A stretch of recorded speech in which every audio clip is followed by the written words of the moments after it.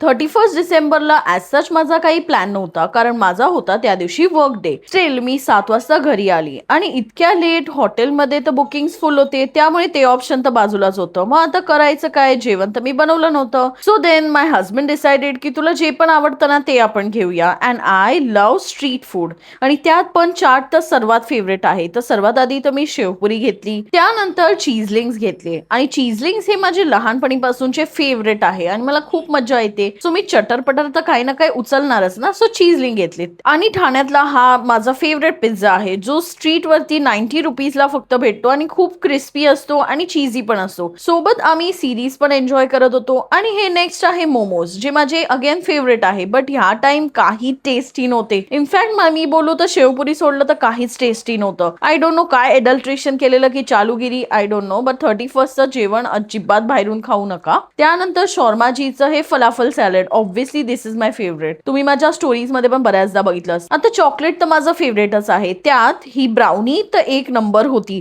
Hot and melting brownie. So हे आम्ही लास्टला एन्जॉय केलं. आता शेवपुरी नंतर मला काय आवडलं असेल तर फक्त आणि फक्त हे आहे.